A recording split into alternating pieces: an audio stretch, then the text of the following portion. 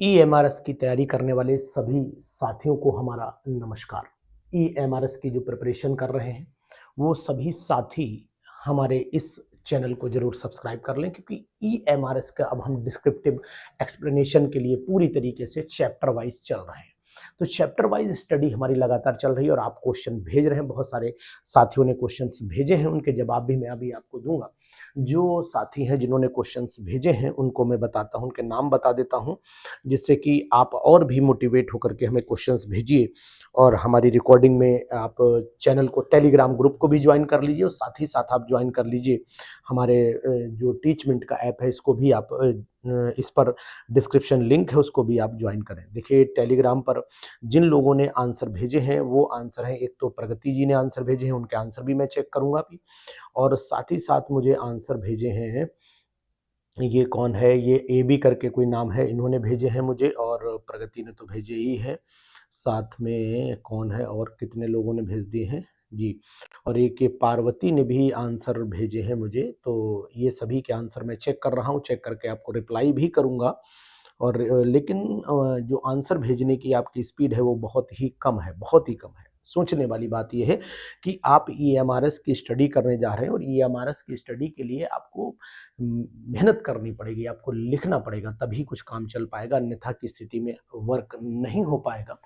तो फिर हम आपको ज़रूर ये बताने की कोशिश करेंगे कि आज हम जो टॉपिक लिए हैं वो हमारा टॉपिक है केमिकल बॉन्डिंग। तो यहाँ पर हम हेडिंग बना लेते हैं अपना, केमिकल बॉन्डिंग तो बहुत ही इम्पॉर्टेंट है। यहाँ पर हमने हेडिंग बनाया chemical chemical bonding. Chemical bonding के कौन कौन से क्वेश्चन संभावित हैं ईएमआरएस और साथ ही साथ जीआईसी, ईएमआरएस और साथ ही साथ जीआईसी मेंस की प्रिपरेशन के लिए बहुत ही जरूरी, वेरी वेरी इंपॉर्टेंट। तो देखिए, जो क्वेश्चंस होते हैं वो एक अपना लेवल रखते हैं और उन क्वेश्चंस का एक लेवल होता है जिसके लिए आपको प्रिपरेशन करनी चाहिए। बहुत ही सुपर क्वेश्चंस है, इन क्वेश्चंस को भी मैं ले लेता हूं। ये क्वेश्चन कौन कौन से हैं जरा देख लेते हैं, आते हैं। ये क्वेश्चन जो मैंने नोट किए हैं केमिकल बॉन्डिंग में, बहुत ही सुपर क्वेश्चन है, बहुत ही इंपॉर्टेंट क्वेश्चंस भी है। तो चलिए मैं इसको यहाँ रख लेता हूँ और इन्हीं को हम लोग कवरेज करेंगे। क्वेश्चन नंबर 1 बताते भी चलेंगे। सबसे पहला क्वेश्चन जो मैंने सेलेक्ट किया है वो क्वेश्चन क्या है? वो क्वेश्चन है कि what is effective nuclear charge. यहां पर चले आइए, what is effective effective what is effective nuclear charge. Effective nuclear charge क्या होता है, पहले तो आपको इसको एक्सप्लेन करना है, ठीक है। इफेक्टिव न्यूक्लियर चार्ज क्या होता है, इस चीज को आपको एक्सप्लेन करना है, नंबर 1। नंबर 2 इसी में लिखा है एक्सप्लेन विद, यहां लिखा हुआ भी है explain explain explain with Slater's constant. यहां पर स्लेटर्स कांस्टेंट के साथ में इसको एक्सप्लेन आपको करना है। बहुत ही इंपॉर्टेंट, बहुत ही सुपर क्वेश्चन, बहुत ही जरूरत का, मतलब ये मान के चलिए कि ये क्वेश्चन संभावित है। और मैंने आपको जो टीचमेंट का ऐप है उसमें आपको मैंने ज्वाइन भी करा दिया, उसमें आपको ये वीडियो भी, रिकॉर्डिंग भी आपको मिल जाएंगे, मतलब आपका एक पूरा क्लास बन जाएगा, यानी टीचमेंट पर आपका पूरा क्लास बन जाएगा और ये बहुत ही बेनिफिशियल होगा आपके एग्जामिनेशन के लिए। तो यहाँ पर what is effective nuclear charge explain with Slater's constant, इस क्वेश्चन में करना क्या है वो चीज भी हम लोग समझ लेते हैं। नंबर 1, स्लेटर्स कांस्टेंट आप जानते हैं कि जेफ जब हम लोग निकालते हैं, जेफ इज इक्वल टू हो जाता है जेड माइनस स्लेटर्स कांस्टेंट, चाहे सिग्मा मान लो चाहे आप एस मान लो, जो मानो वो यहाँ पर स्लेटर्स कांस्टेंट लिख दीजिए। स्लेटर्स कांस्टेंट की कैलकुलेशन कैसे की जाती है, उसके रूल्स की भी आप बात करेंगे कि भाई आउटर मतलब बैलेंस सेल के लिए वैल्यू कितनी ली जाती है, वैलेंस सेल के लिए वैल्यू कितनी ली जाती है, अंदर वाली सेल के लिए कितनी, एन एस के लिए कितनी, n-1 के लिए कितनी, n-2 के लिए कितनी, और 1s के लिए कितनी, 1s के लिए 0.30 रहती है, बाकी 3.35 रहती है, फिर 0.80 रहती है। ये वैल्यूज आपको जरूर पता रहनी चाहिए।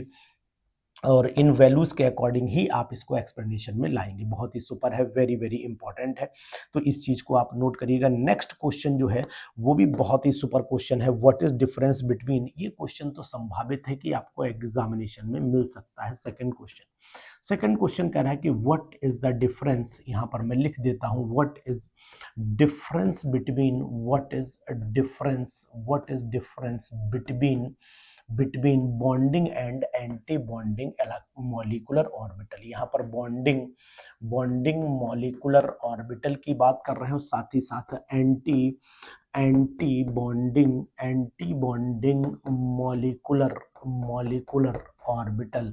ठीक है, यहीं पर एक चीज और भी बढ़ाई गई है, एक्सप्लेन विद LCAO, यानी कि अगर मैं आपसे कहना चाहता हूं कि what is the difference between bonding and anti bonding molecular orbital, explain with LCAO, यानी कि लकाव के द्वारा इसको एक्सप्लेन करना है। अगर लकाव के द्वारा एक्सप्लेन करते हैं तो फिर आपको नंबर पूरे मिलेंगे। अब इसमें करना क्या पड़ेगा आपको, वो भी मैं आपको बताता चल रहा हूँ, हिंट आपको देता चल रहा हूँ, लिखना आपको ही है। नंबर 1, आप बॉन्डिंग मॉलिक्यूलर ऑर्बिटल का एक्सप्लेनेशन करेंगे, इसका रिप्रेजेंटेशन भी बताएंगे कि भाई ये सिग्मा 1s है ना, इससे सिग्मा स्टार, उसके बाद सिग्मा 2s होती हैं, उसके बाद आपकी pi 2p x is equal to pi 2p y भी होती है, और सिग्मा 2p z भी होती है। इसी तरीके से ये जो होती है, ये आपको पता नहीं, अगर LCO की बात करते हैं तो अगर फेज सेम है, अगर मान लो ये ऑर्बिटल है, ये 2 ऑर्बिटल है, ये साई ए मान लेते हैं, दूसरे को हम लोग इस तरीके से साई बी मान लेते हैं, अगर दोनों की फेज सेम है तो फिर जो नेक्स्ट ऑर्बिटल बनती है मॉलिक्यूलर ऑर्बिटल, इसकी जो क्रेस्ट और ट्रफ होती है, इनकी हाइट बढ़ जाती है, यहाँ पर एडिशन हो जाता है, यानी कि साई ए प्लस साई बी हो जाता है, तो ये बनती है बॉन्डिंग। इसी तरीके से एंटी बॉन्डिंग को भी आपको लकाव के माध्यम से लिखना पड़ेगा, तो लकाव के माध्यम से आप इसको भी लिख सकते हैं। बहुत ही सुपर, वेरी वेरी इंपॉर्टेंट, तो ये चीज आप नोट करिएगा। हम आपको बताने की कोशिश कर रहे हैं कि ये चीजें बहुत एग्जामिनेशन ओरिएंटेड है, पैटर्न पर लिखने की कोशिश करिएगा। यहाँ पर ग्राफिकल रिप्रेजेंटेशन और डायग्राम की जहां भी जरूरत पड़ रही है उस डायग्राम को भी आप दीजिए। अगर आप डायग्राम दे रहे हैं तो ये मान करके चलिएगा कि एक्सप्लेनेशन आपका अप टू द मार्क होगा, बहुत ही जबरदस्त होगा, वेरी वेरी इंपॉर्टेंट होगा। ठीक है ना, तो अब हम लोग इसके आगे कंटिन्यू कर लेते हैं। इसी के आगे अगर पेज नंबर नेक्स्ट पर चले आते हैं, page number next, question number next भी हम लोग यूज करेंगे। क्वेश्चन नंबर नेक्स्ट क्या कह रहा है वो भी हमने नोट किया, बहुत ही सुपर क्वेश्चन ये भी है, केमिकल बॉन्डिंग से जुड़ा हुआ क्वेश्चन है, और ये आपको नोट कर ले, ये आएगा 100% ये क्वेश्चन आने वाला है। क्वेश्चन क्या कह रहा है, कैलकुलेट द बॉन्ड ऑर्डर, यानी यहाँ पर ये क्वेश्चन की संभावना मुझे पूरी दिखाई दे रही है। यहाँ लिखा है कैलकुलेट द बॉन्ड ऑर्डर, यानी बॉन्ड ऑर्डर को आपको कैलकुलेट करना है। किसका कैलकुलेशन करना है, calculate the bond order of एक तो N2 मॉलिक्यूल,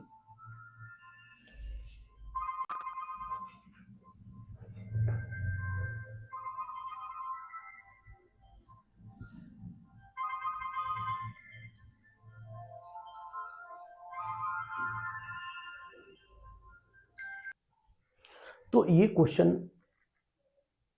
क्वेश्चन आपका बहुत ही इंपॉर्टेंट है। Calculate the bond order of N2, यहीं पर O2 और साथ ही में B2, यानी कि ये 3 मॉलिक्यूल की मुझे इस बार संभावना दिखाई दे रही कि ये 3 मॉलिक्यूल एग्जामिनेशन में आ सकते हैं, संभावित हैं।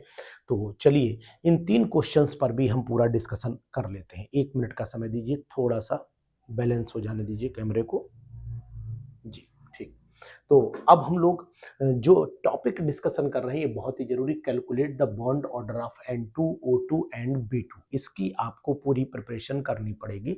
अब यहाँ पर अगर हम लोग बॉन्ड ऑर्डर पर चलते हैं जो बहुत जरूरी है, तो इसके लिए आपको एक चीज और करनी पड़ेगी, वो क्वेश्चन में ऐड मैंने किया है, एंड एक्सप्लेन, यहाँ पर लिखा हुआ है and explain paramagnetic and diamagnetic, तो यहाँ पर diamagnetic and paramagnetic, diamagnetic and paramagnetic nature, यानी मॉलिक्यूल का डायामैग्नेटिक और पैरामैग्नेटिक नेचर भी आपको एक्सप्लेन करना चाहिए। तो ये चीजें बहुत ही जरूरी हैं, बहुत इंपॉर्टेंट है। ये क्वेश्चन में आपको करना क्या होगा, सबसे पहले मैंने आपको बताया था, कुछ हिंट आपको देता चलूंगा। एक तो नंबर 1 मॉलिक्यूल वाइज सबसे पहले B2 का बॉन्ड ऑर्डर कैलकुलेट कर दीजिएगा। उसके बाद आपको N2 का बॉन्ड ऑर्डर कैलकुलेट कर देना है। उसके बाद आपको O2 का बॉन्ड ऑर्डर कैलकुलेट कर देना है। अब जिस सीरीज में दे रखे हों उसी सीरीज में करिएगा। जैसे कि अब मैं मान लेता हूं थोड़ी देर के लिए, यहाँ पर जो दिया होगा पेपर में वो मॉलिक्यूल आपका कैसे दिया होगा, मॉलिक्यूल आपका इसी पैटर्न पर दिया होगा, नंबर 1 B2, नंबर 2 N2 और नंबर 3 आपका O2। इसी पैटर्न पर अगर मॉलिक्यूल है तो फिर मान करके चलिएगा कि इसी पैटर्न पर ही आपको एक्सप्लेनेशन देना चाहिए। एक चीज आपको ये याद रहे। दूसरी चीज आपको ये याद रखना है कि जब बॉन्ड ऑर्डर निकालें तो पहले आपको formula, bond order is equal to half और ब्रैकेट में number of bonding electron minus number of anti bonding electron का फार्मूला जरूर लिख देना है। क्योंकि कभी कभी क्या होता है कि मिस्टेक अगर छोटी सी भी हुई तो नंबर कटने के जो चांस बढ़ जाते हैं वो आपके यहाँ चांस क्या हो जाएंगे, घट जाएंगे। तो नंबर बढ़ाना है, घटाना नहीं है किसी भी कीमत पर। दूसरी चीज आपको क्या करना है, अगर डायामैग्नेटिक तो B2 का डायामैग्नेटिक आप अलग लिखिएगा। B2 का डायामैग्नेटिक पैरामैग्नेटिक जो कैरेक्टर आप निकाल पा रहे हैं, मतलब यहाँ ये नहीं कि सर ये पैरा होता है, डाया लिख रहे हैं, ऐसा कुछ नहीं।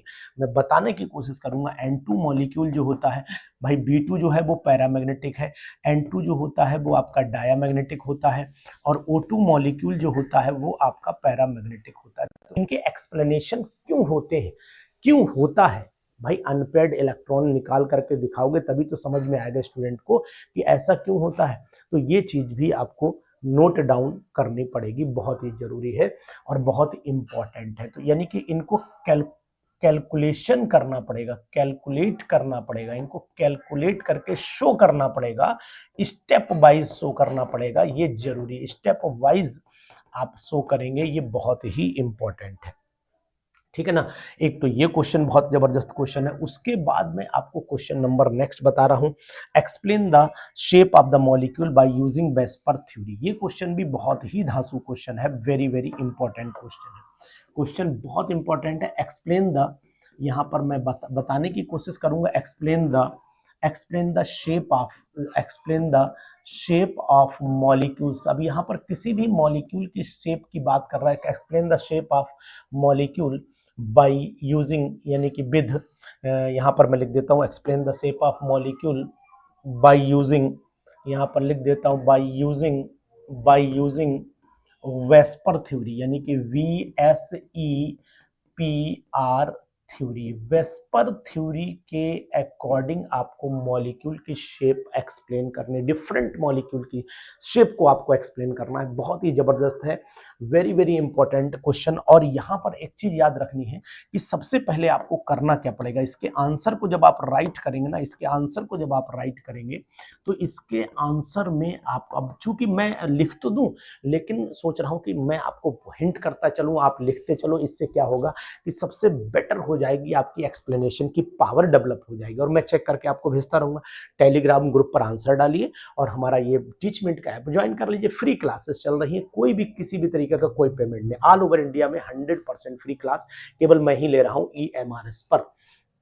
तो अब अगर आंसर की बात करते हैं तो इसके आंसर में सबसे पहले तो VSEPR की फुल फॉर्म आप जरूर लिख दीजिएगा। नंबर 1 आपको फुल फॉर्म लिखनी चाहिए, पहली बात। दूसरी बात, इसके जो मॉलिक्यूल है वो किस बेस पर, शेप किस बेस पर एक्सप्लेन की गई, तो यहाँ पर जरूर लिखिएगा शेप किस बेस पर एक्सप्लेन की गई है, किस बेस पर, शेप किस बेस पर एक्सप्लेन की गई है, इस बात का ध्यान दीजिएगा। एक्सप्लेन की गई है, इस बात को जरूर दिखाना।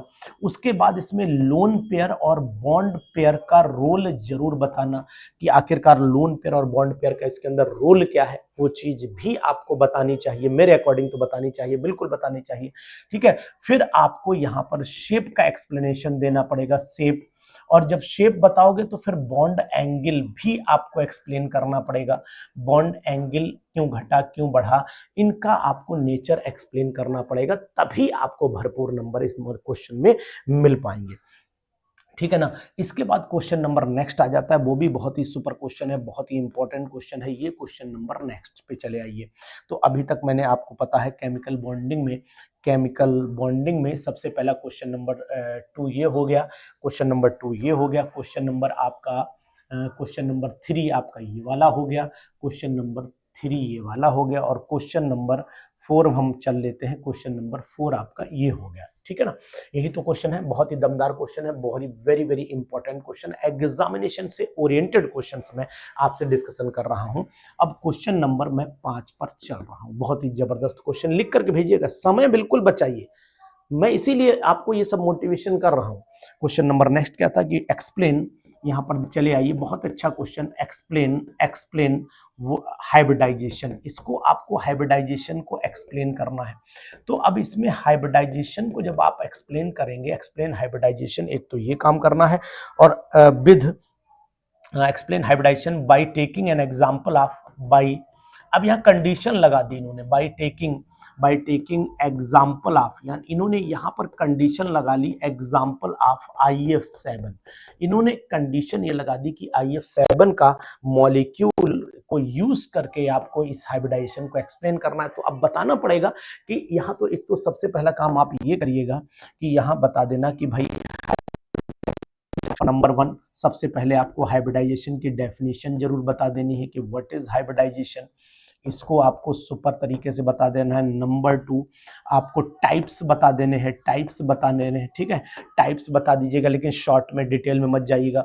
फिर आपको IF7 मॉलिक्यूल को फुल एक्सप्लेन कर देना है, IF7 को फुल एक्सप्लेन कर देना है। फुल एक्सप्लेन का मतलब हुआ कि आप अगर चाहेंगे तो इस मॉलिक्यूल में आई का पहले इलेक्ट्रॉनिक कॉन्फ़िगरेशन, भाई आई का जो एटॉमिक 53 होता है, शायद एटॉमिक नंबर इसका 53 होता है, मतलब अब आप चेक भी कर लीजिएगा, 53 वैसे पीरियड टेबल में पास लगी, मैं देख सकता हूँ, ठीक है 53 है। इसका जो लास्ट में आपका कॉन्फ़िगरेशन पूरा लिखने के बाद आप इसके ऑर्बिटल्स को रिप्रेजेंट कर दीजिएगा, फिर आप इसकी बॉन्डिंग अनबॉन्डिंग सबको दिखा दीजिएगा, फिर आप इसके शेप को और हाइब्रिडाइजेशन को एक्सप्लेन कर देना। जैसे IF7 है, तो IF7 में आपको कैसे बनती है शेप, आपको याद होगी, पेंटागोनल बाइपिरामिडल शेप बनती है। तो इसको अगर हम IF7 को बनाने की भी कोशिश करेंगे तो इस तरीके से पेंटागोनल बाइपिरामिडल शेप भी आप बना करके दिखा दीजिए। यहाँ पर F लगा देना, यहाँ पर F लगा देना, यहाँ पर F लगा देना, यहाँ पर ये तो 5 बन गए, और एक ऊपर और एक नीचे F लगा करके आप शेप को एक्सप्लेन जरूर करिएगा,